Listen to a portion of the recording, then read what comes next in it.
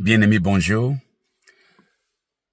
J'espère que vous allez bien. J'aimerais vous donner un message très important, très intéressant, et je sais que cela vous fera du bien.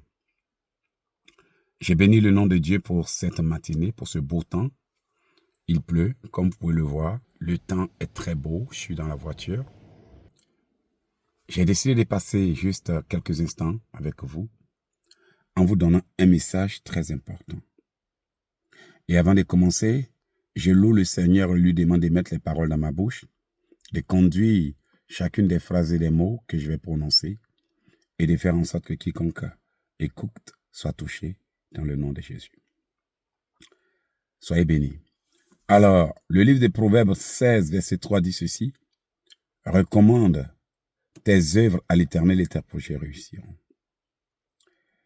C'est tellement vrai ce que la parole de notre Dieu dit, que nous nous rendons compte qu'effectivement, dans ce monde méchant, dans ce monde rempli de distractions, l'on peut venir sans avoir la possibilité de vivre sa propre vie.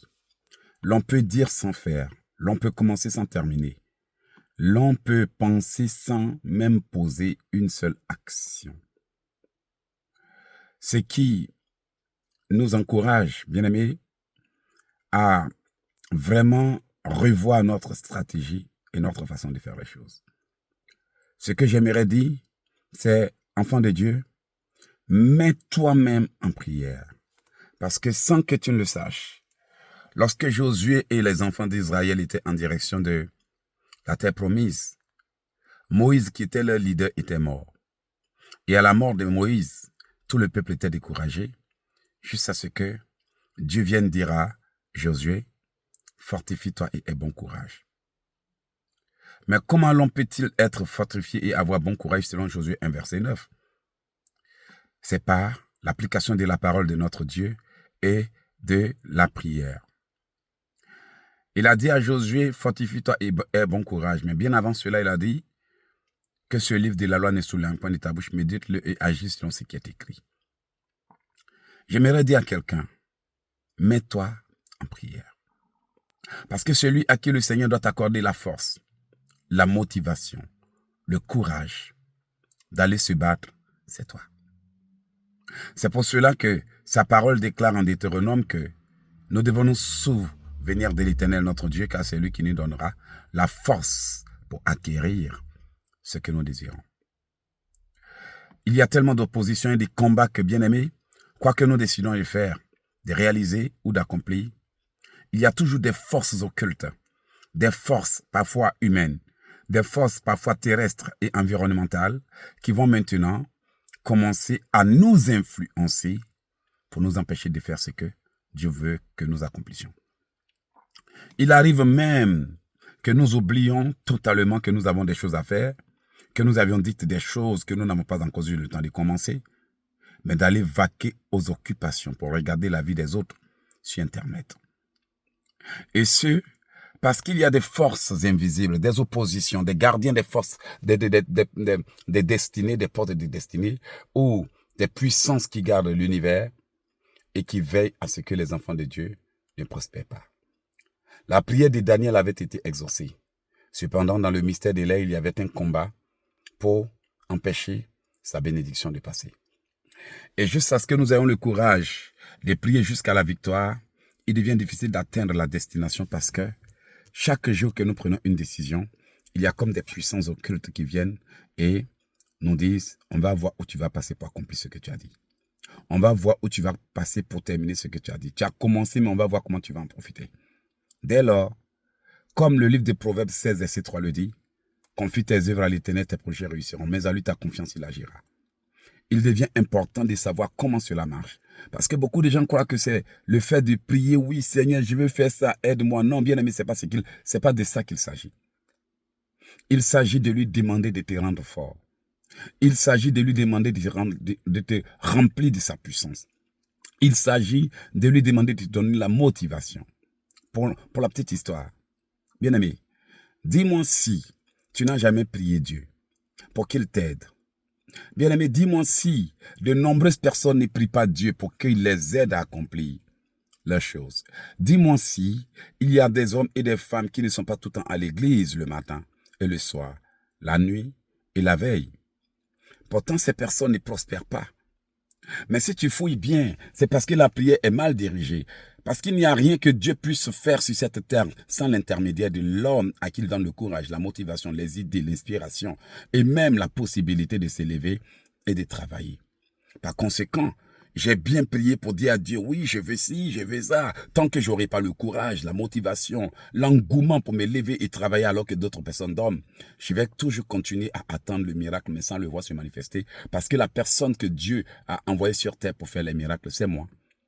Il nous a créés, toi et moi, à son image pour agir. Tout ce que nous devons lui demander, c'est la force. Confie tes œuvres à l'Éternel et tes projets réussiront. Mets en lui ta confiance et il agira. C'est clair, tout est bien expliqué ici. Mais la meilleure façon de le faire, c'est de mettre ton esprit en prière. Parce que c'est l'esprit qui vivifie tous les desseins de Dieu. Les Écritures disent, qui connaît les choses de Dieu si ce n'est l'esprit de Dieu? Qui connaît l'esprit de l'homme si ce n'est l'esprit de l'homme? L'homme a son esprit qu'on appelle l'esprit humain. Mais Dieu a en nous l'esprit qu'on appelle l'esprit de Dieu. Et en plus, l'esprit de Dieu peut nous activer en nous l'esprit des destinées prophétiques qu'on appelle les 7 chandeliers. Et une fois que nous savons lequel de ces esprits, je vous l'ai dit, nous avons besoin, nous pouvons nous conditionner pour nous investir et nous révertir. Après ça, tout ce que nous demanderons dans le nom de Jésus nous sera accordé. Bien-aimé, mais ta vie en prière. J'ai pris que le Seigneur te donne le courage. J'ai pris que le Seigneur te donne la force, l'intelligence. J'ai pris que le Seigneur te donne la motivation. Dans le nom de Jésus-Christ de Nazareth. J'ai pris que le Seigneur touche ton cœur. J'ai pris que le Seigneur te réveille. Que tous les domaines de ta vie où l'ennemi t'a étouffé, découragé, influencé, offensé, brisé, pour que tu te décourages, que le Seigneur te donne, toi, l'enfant de Dieu qui me regarde, le courage, la capacité de t'élever, de se battre jusqu'à la victoire. C'est vrai, la terre regorge d'opportunités et de bénédictions. Mais le Seigneur a dit dans sa parole dans le livre de Ésaïe, si je ne me trompe pas, il a dit, lève-toi et marche car ta lumière arrive. Voici les ténèbres couvrent la terre, mais sur toi l'Éternel se lève. Vous voyez, l'Éternel se lève, mais tu dois marcher pour aller à sa rencontre. La bénédiction arrive, mais tu dois prier pour t'y connecter. Voici pourquoi avant de terminer cette prière, bien-aimé, j'ai dit, prie sur ta vie. Ne reste pas ainsi. Sinon, les gens vont manipuler ta chair pour te pousser à faire des choses. Les gens vont manipuler ta conscience pour te pousser à dire des choses. Les gens vont manipuler ton esprit pour te pousser à poser des actions. Les gens vont t'influencer pour te faire passer pour une mauvaise personne. Mais si tu te mets en prière, toutes les portes seront fermées. Dis avec moi, Seigneur, je ferme tous les accès de l'ennemi à mon âme, dans le nom de Jésus. Je ferme tous les accès de l'ennemi à mon esprit. Je ferme tous les accès de l'ennemi à ma conscience au nom de Jésus. Je détruis toutes les paroles que l'ennemi cherche à me mettre dans la bouche. Je brise et je casse, j'annule, je supprime tout ce qu'ils m'ont ordonné de faire au nom de Jésus. Je réduis au silence toute voix maléfique qui parle à mon esprit, qui parle à ma conscience, qui parle à mon intelligence, qui me parle nuit et jour pour me dévier du plan de Dieu au nom de Jésus. Seigneur, je parle à mon esprit et je dis, mon esprit, écoute-moi. Mon esprit, tu n'obéiras pas aux instructions qui t'ont données la nuit.